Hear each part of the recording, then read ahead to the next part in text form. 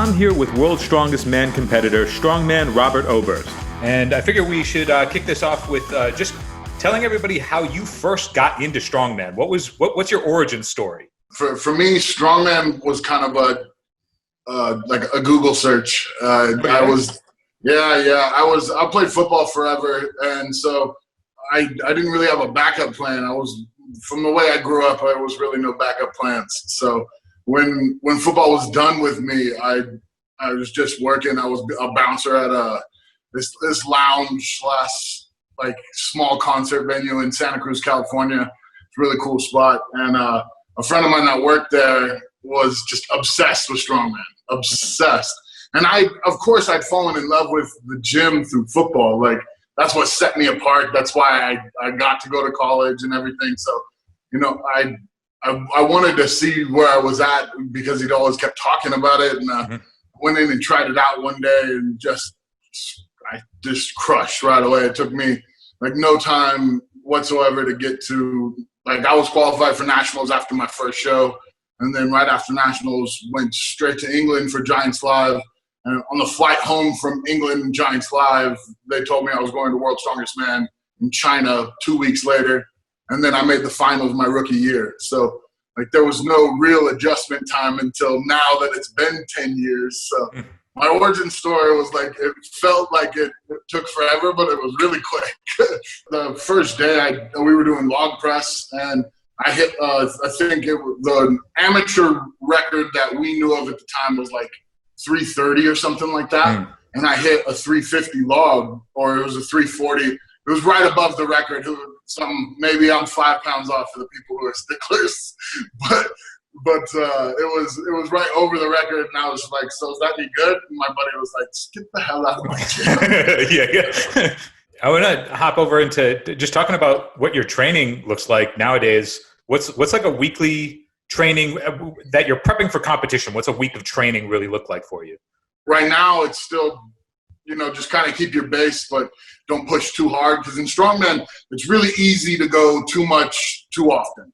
And the same with powerlifting and stuff. But with Strongman specifically, if we get too heavy in our squats and our deads and all that stuff, like for too long of a period, then all of our movement just stiffens up. And you'll see a guy who all of a sudden, like, his deadlift went up 20 pounds, but his yoke speed went down 3 seconds.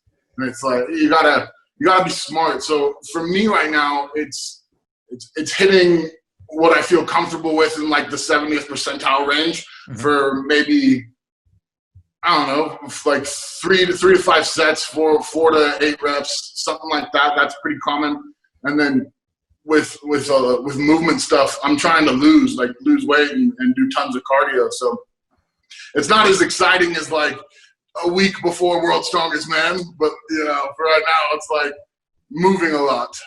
Do you have a sense of when you're going to up from that training intensity as we get closer to November? Is there a progression that you like to follow? Depending on how I feel, it's like 16 weeks out-ish. Maybe like if I do it 16 weeks out, 18 weeks out, I'm instead of 70 percentile, I'm like 75, 78, Then 2 weeks out, it's nothing. For me, I try and peak 2 weeks, and then the last bit's just sweat and prepare your lungs for the fact that every time we go to World's Strongest Man, it's in some place like Florida where it's 95% humidity and deathly hot. So how do you gauge your numbers based on like what you've been hitting, or do you try and build up for what you expect the competition's numbers to be hitting? Almost everything that we prep for, my maximal load is above what we'd run with in competition. Like, say, squat, for example. Squat for the last 2 years has been 735 for reps. So 735 for reps is the biggest I ever plan on going for at least the near future. And so I don't need to really gauge it off of my maximal squat. I would gauge it off of that being 100%. But other things like if we're gonna run a yoke or something and it's like 1,200 pounds, I'll definitely avoid going heavier until the end of it. So like, cause if you run heavy yoke for 16 weeks, like you just you're just shot. It's destroying you, it wrecks. So between doing that and trying to keep everything else in, you find yourself kind of cutting away at the normal gym routine and just focusing on events. So, you know, when you get down to it, really, like, you go in and you like lube up, rolling around, loosen stuff up, and you're almost strictly doing events until the end, maybe blowing out your triceps and trying to keep everything like stable. It's very different than with like a power lifter. Like a power lifter, their competition is how much can you max. So like that's a great way to figure it out, you know, try and get to it. And then afterwards, like, okay, we can adjust. We didn't get this number, we did get that. But in strongman, it's not that. It's how fast can you do this? How well can you recover running back and forth and doing all these things, and then go deadlift this for reps, and then move these things. It's a almost counterintuitive to maximal strength right when you get into competition. Do you find that the log lift is your strongest event? For sure. Definitely. Yeah. Overhead stuff is my strength, and then, you know, I tend to lead the pack in that, and then I'm really good at movement and stuff like that. And squats are pretty decent for me for the most part. I had 1 year at Worlds where squats it started raining right before I walked on. There's no excuses. I sucked at the squat. I'm just saying, it was a shitty situation and I let it suck. And so, like, normally my squats are good. My deadlift is a kink in my armor. When I got into strongman, it was straight from football. Like I said, there was no adjustment. And in football, we did hang cleans and power cleans. We never touched front bar deadlift. We just didn't do it. Like, I'd never seen a football player that I was around or anything ever even like grab the bar from that position other than to like snatch. So my first deadlift was that same week that I did that big log press, and my friend was like, get out of the gym. My first deadlift was that week, and I pulled like 450 and my back cracked like 5 times. And I was like, okay, that's nowhere near where it needs to be, where everything else should be, you know? So that's been something it's been my Achilles heel all the way up until last year when I went to Worlds. For the first time, I didn't zero the deadlift, and I easily pulled reps on it. I got all the points I needed for the event easily, walked away with a smile on my face. So that was the very first time last year, 2018, that I actually got to that point. So I feel like it's still my weakest event, but it's not as weak as it had been. Now in quarantine, have you had any large changes to your diet? Lately, I've been almost doing exclusively like lean meats and a lot more veggies, stuff like that.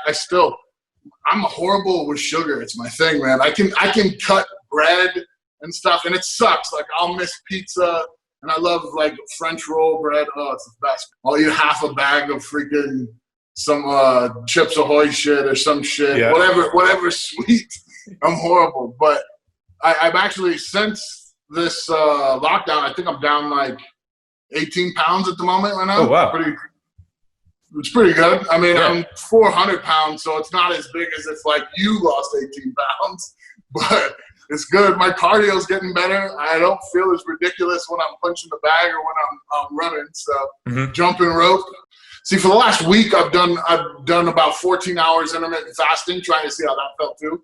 Growing up, my family was gypsies, and we were all hippies and all that, and so like we did a whole bunch of naturalistic type of stuff and fasting, and my mom was a midwife. We used to spend the summer in Mexico doing births down there and stuff, and so like living with her growing up, it was like 3 times a month we would fast the whole day, like not eat for a whole day, and it was normal to me. And then when I got into college and was on my own and stuff, I would do it every once in a while when like I was stressed or when I was like trying to figure out because for some reason it just made me feel like home, you know. Right now I'm just kind of stepping my game up a little bit because it's hard to have excuses when you're staying at home all the time, you know. It's like at this point and I'm 35. I've got this year, maybe next year to compete, and I'm thinking if I want to top out and do the best that I can in my peak of strength,